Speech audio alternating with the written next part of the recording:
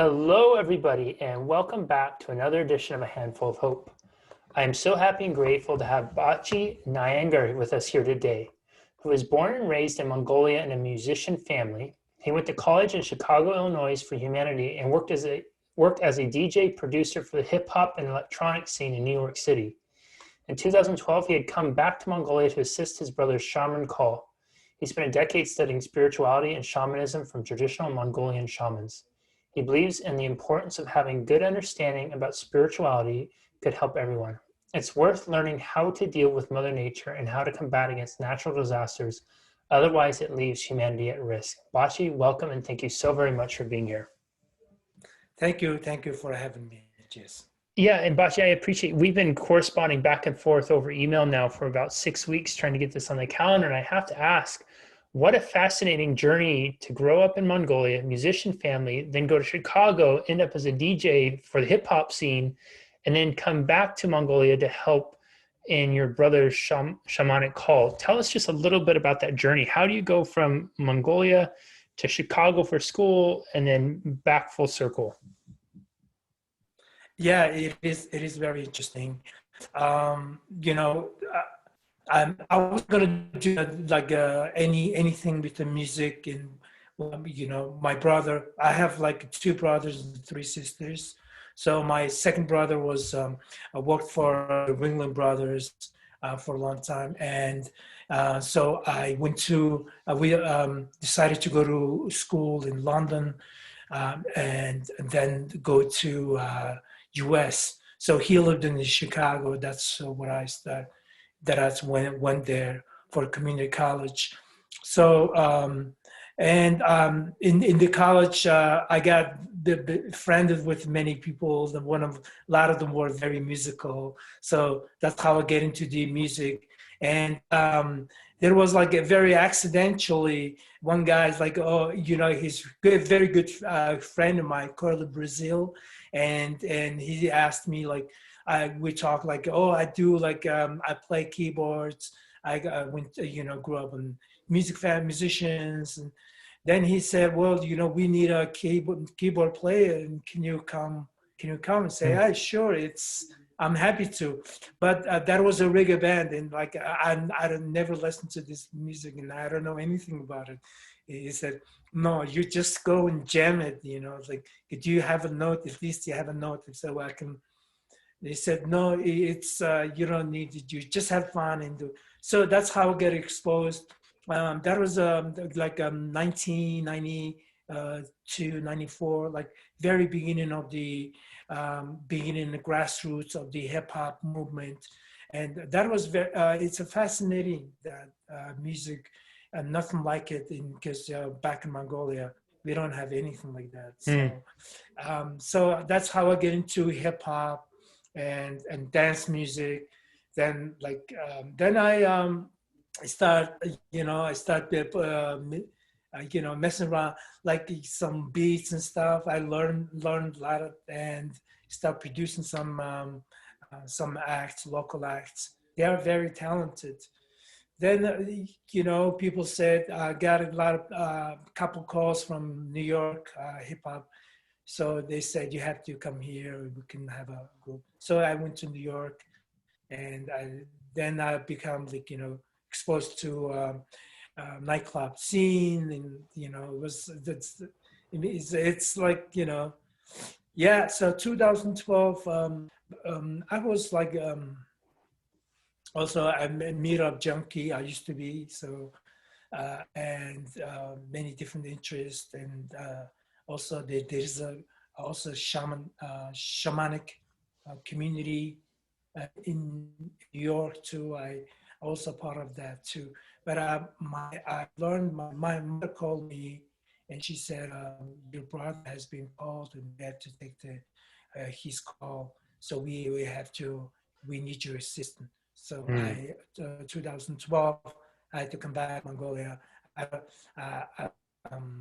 also, it's kind of new to me,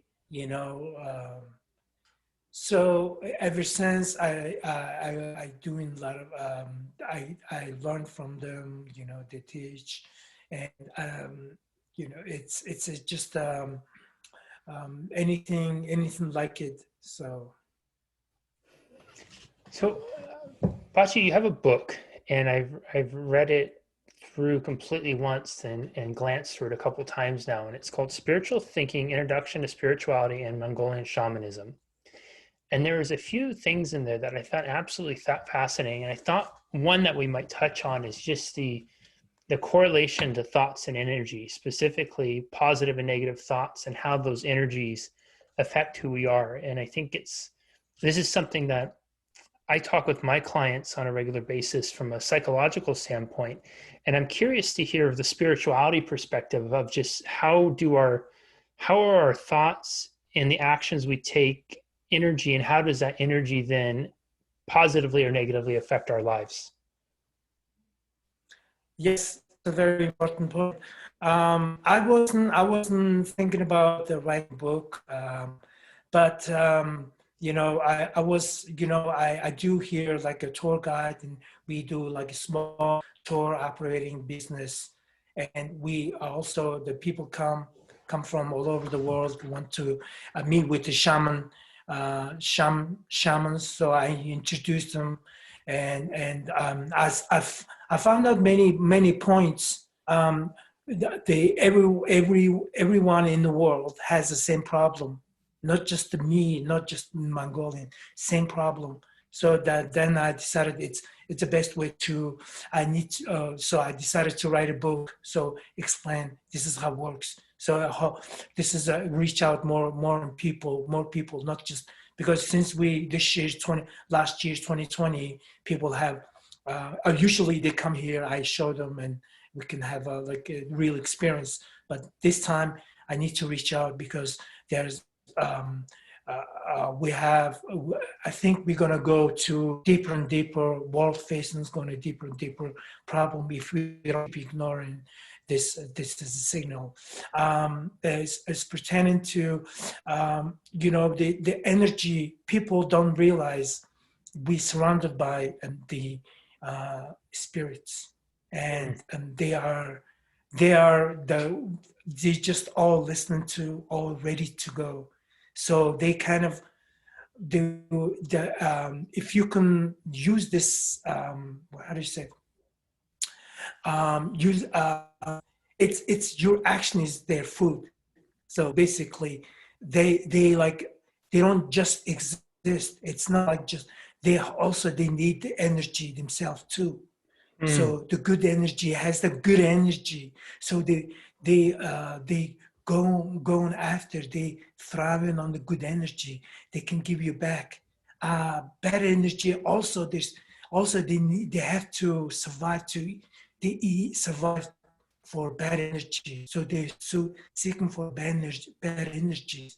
So if he releases bad energy, you invite him more bad energies. We give him more chances. So this is why the first thing is we need to, first, you need to invite them with a good energy, with your good thoughts and good actions. So for somebody, we know, yes. Most people, go ahead. I think that's such an important point. I just want to make sure everybody got it. What I'm hearing is if we look at kind of these thought patterns that we have as food, and almost, and there's spirits out there, good and bad, and they need to be fed. And so if we find ourselves consistently thinking bad or negative thoughts, putting ourselves down, thinking ill of others, we're essentially feeding those bad spirits, which is why we find ourselves stuck in those negative thought patterns. And then on the opposite, people who are thinking in the more positive thought patterns are consistently feeding those good spirits that are then being nourished by the good thoughts and energies. Is that right? That's right, because the positive thinking, we all know positive thinking works. Positive thing, but we don't know why the positive thinking works. But the secret is behind of this one. The secret is we are feed them. That's the, so now, now we understand, okay, you have the, now you have the control. You're in control now, your destiny. Now, how you use this energy for your good? That's the book about it. So Hmm. you can manipulate your own destiny. This is the if you understand what's behind this scene, this we don't see this, but if you understand with a spiritual aspect, now you can control it. This is why people are successful, because they don't give the energy any chances. This is how you control and how you control your destiny. It's fascinating. So How does one begin to is or can one, so if one finds that they have been feeding those bad spirits for a portion of their life and they're wanting to change, is it, first of all, is it possible for one to change? Can they, and I don't know if it's a matter of starving off or killing off or getting rid of or dispelling the bad spirits to then make space for and invite in the good ones. Is there processes that they can do? Is it something as simple as, and I say simple, knowing that it's often quite hard to rethink how we think, but can it be as simple as replacing those negative thoughts with a positive one, or is there processes and strategies that we can do that? yes, absolutely possible. So this is called, we call the spiritual healing. Hmm. So a very important thing is, sometimes you need to get rid of this bad energy because they are dominated. Let's say this person has a not successful, he's an alcoholic, or he has some addicted to something, or life is not having what he wants or she wants. So that means he or she manipulated it by some bad spirits. So you have to get the causes. You have to deepen your heart, get the causes. You need to let the bad energy out of you, and then that feel this energy, and you can revive. It's depend on the situation. There's let's say there's the one alcohol. So give me an example, like something. What if this person? What is the process? So maybe I can give you more specific. If you can, like this has have this problem. So what should this person do? Yeah, I hear people often say, like, I struggle to make money, or I can't make money. And the reason for wanting to make more money is they have this really beautiful desire to help more people. They see money as this energy exchange where if they have more money, then they're going to be able to do more good, help more people in the world. And they keep coming up against this, I'm trying this, I'm trying that, I do this, and it doesn't seem to work for them. Okay. Very interesting question. And also it's pretty practical. It's important. Um, it's one shaman told me, it's so funny. I never thought like that, but people follow people, animal follow animal. Let's say when you have a cattle, right? One cattle's going this way, the rest go follows. So this energy of the money is like that. More your money have, you get more money. Less money you have, never comes in. So you need this. The money has its own um, energy, just like why people wear gold, because gold has such a magnetic things, Hmm. and you have to, your thoughts and your prayer have to attract this energy into this. And yeah, this is how you, then you can keep flow. You let the flow in, you more money, you get more money. That's universal law. I never thought like this. So Hmm. yeah, people people, when we go out there, no, like wildlife, we follow, people are not going to follow the wolves. The wolf follows each other, cattle follow each other.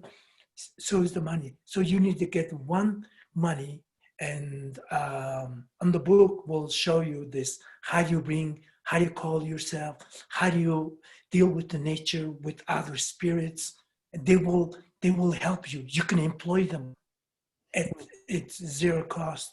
If you can master it, you can employ them. They can help for you.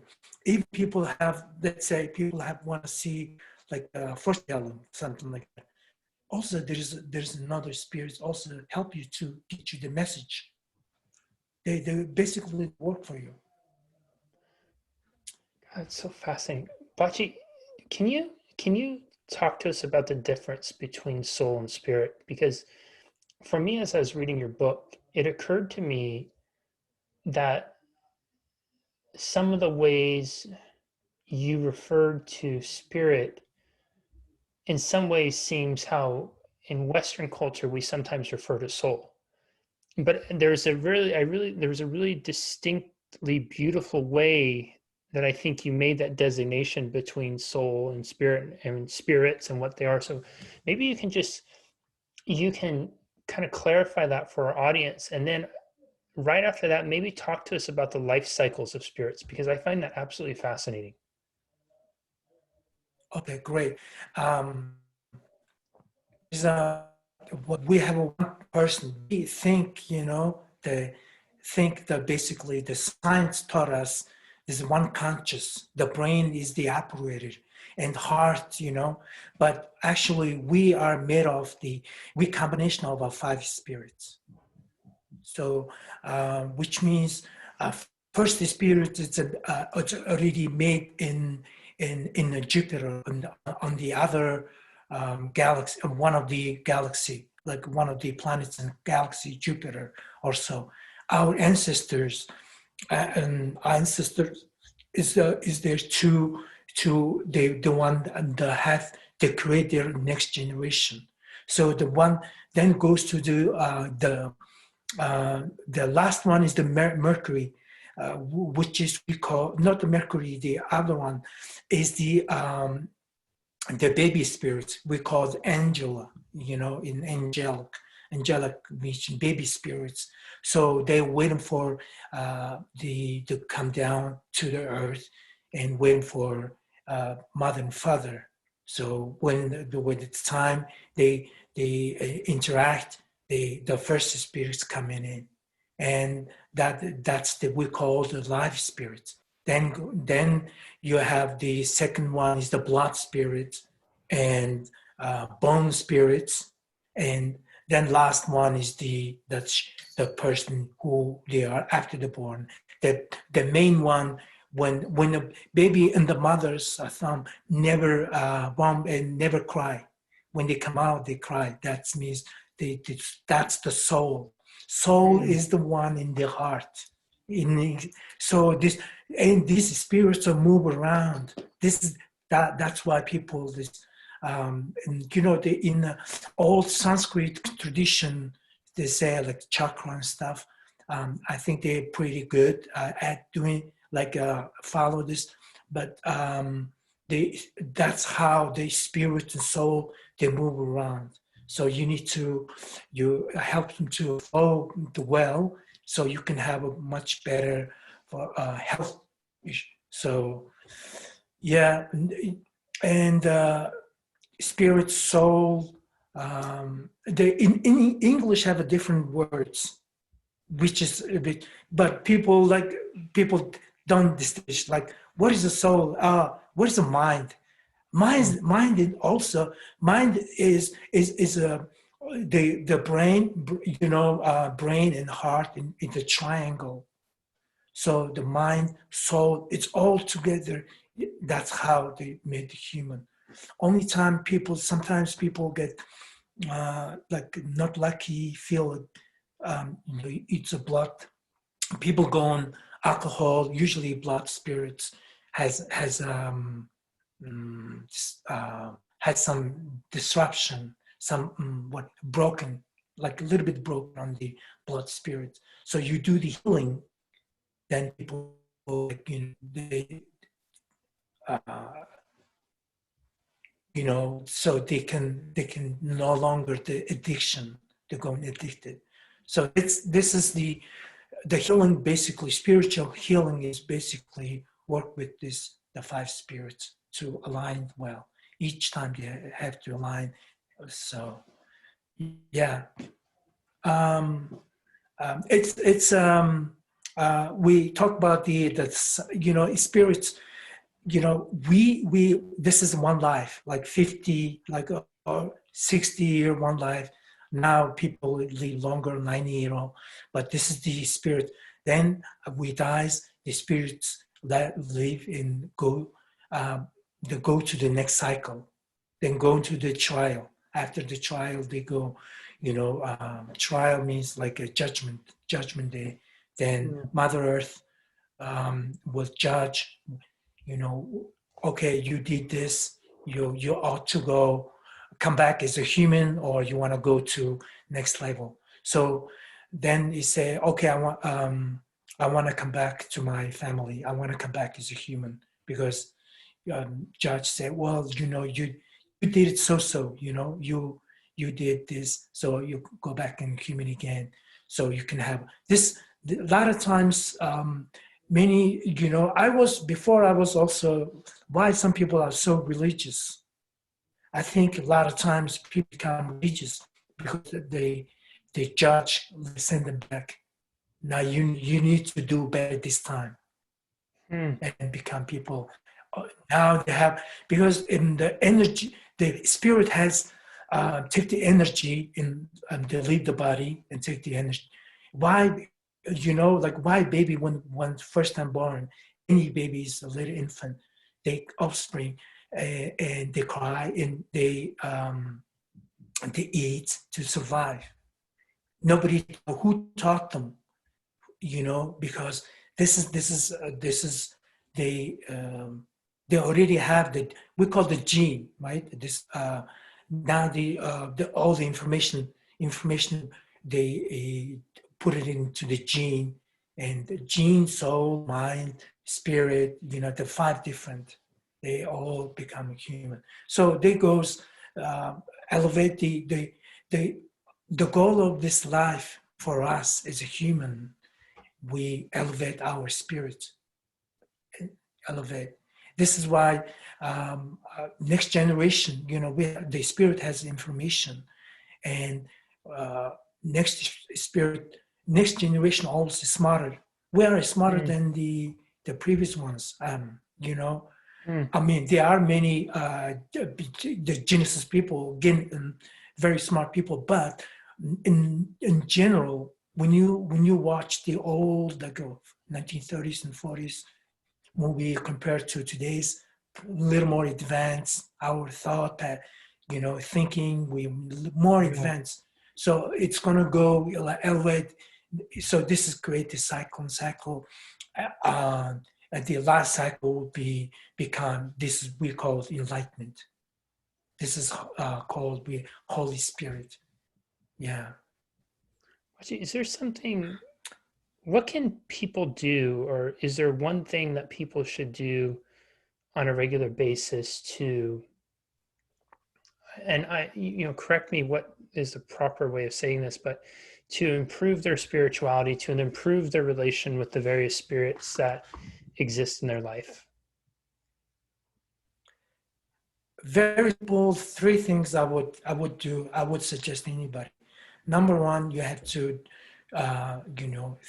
think positive, do positive actions. Number three, you ask for, you need to communicate with spirits, like not like spirits. I mean, like your ancestor spirit, your the sun and moon, your local mountains. These are the real holy. These are the real holy spirits. We can't live without the sun. Sun is it's the reason why the whole this earth is we have oxygen and everything because of the sun, this planet. And you know, but English, English has very deep into America is very deep into Christian traditions, like you know. So I think that eventually things going to be little more solidified. Okay, this is what is. This is you know. Yeah. Uh, if you know the book on the book, some of the book, there was Odin. Did you remember when in the book says With Odin? on the part of the history, Odin. So you know the okay. What happened was the ancient Rome. Ancient Rome had uh, has ambitious goal of building huge ambitious goal of huge uh, goal empire to build, and it usually it cost a lot of it cost a lot of money in investment. So they solved this one through slavery. So um, and ancient Rome, they got slavery from everywhere in the world, including Mongolia. So they brought many children. They stole a lot of children as a slave.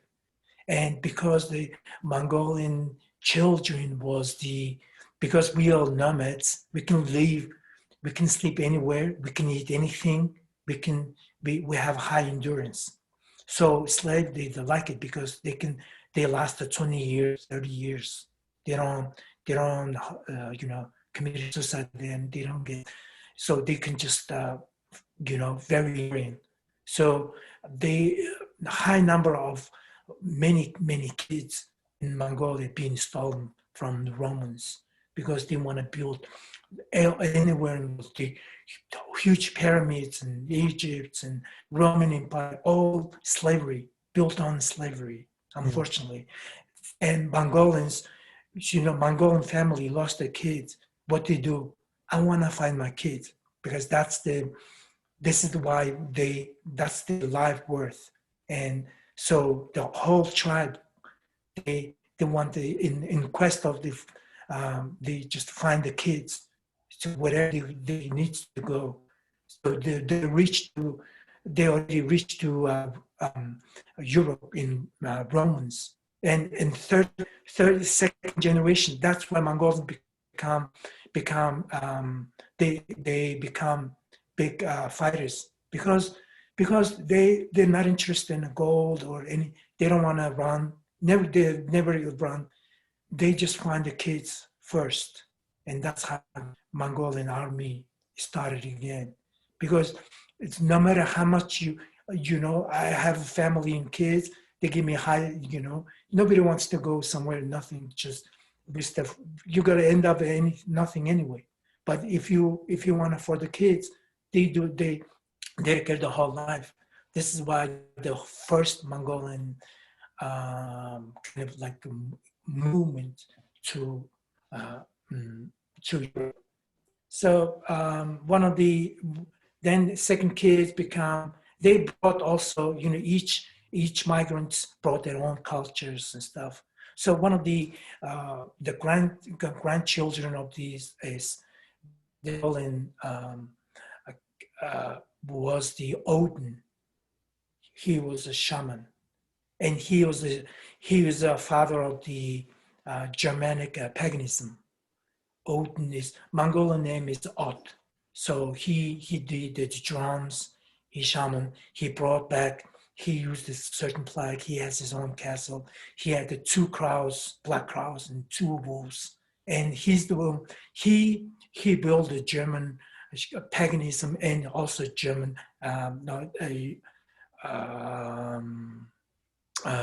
in Europe. But 200-300 later, they defeated by Romans and Europe became Christians. Before there was paganism, basically Mongolian shamanism. So that's how Because this is the I learned this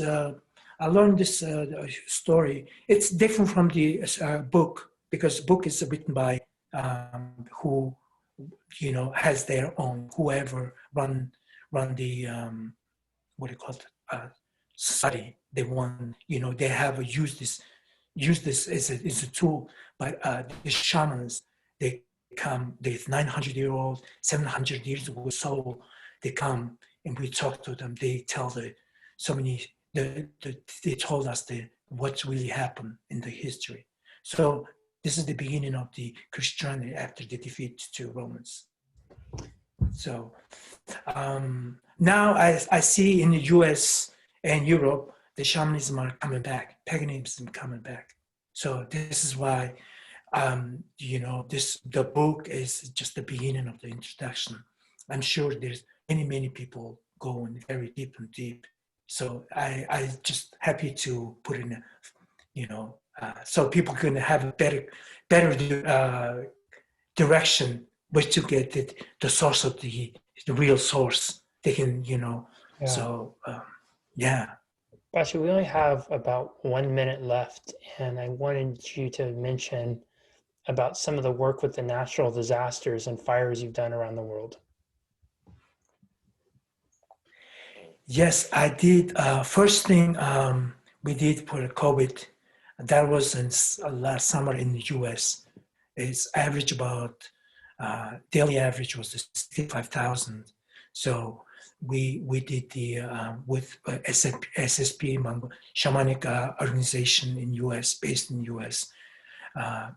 We partner up with them. They help us, and we brought it down to like 30,000.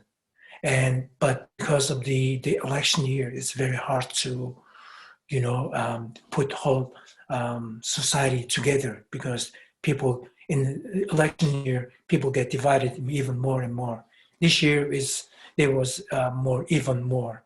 So it's very hard to control like this kind of pandemic. But we made an effort, really. We just hold down this one 2-3 months. Yeah. And second one, we did the wildfires in California. And there was there was already a month. So people thought it's going to be seasonal, but it was just getting bigger and bigger. And just the LNU, the first major one, they burned like 270,000 acres. So it was huge. So I talked to shamans and asked them help. Then they said, well, the local spirits are very angry. Some of them are just a panic. They got on the one side has excessive water, one side has zero water, because they just panic and they just are angry. So we need to send water from here, and we did for 7. We start with the 7 major ones, and our goal is to see within 3 to 7 days, 9 days. We did about 6-7 days to start the season off. We 6 of them within 9 days is done. 1 is left, but there was, as for the new fires took off Arizona all of a sudden. So I was seeking for people who can cooperate with me in California, and I contacted a lot of people like the weather guy like Holly, and because they don't understand, because we have different beliefs. So I was every day try to reach people. Maybe we can tackle this one. We try to, but then most people say this is just a seasonal thing, but actually it's not a seasonal. The Mother Earth, the land spirit is very angry. So we send shamans to come down, explain them this is how it works.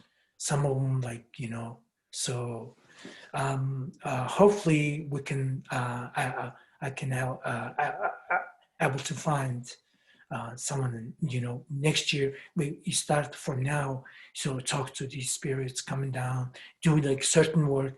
This is how the main cause of the the main cause of the fires. So, next year there won't be any fire.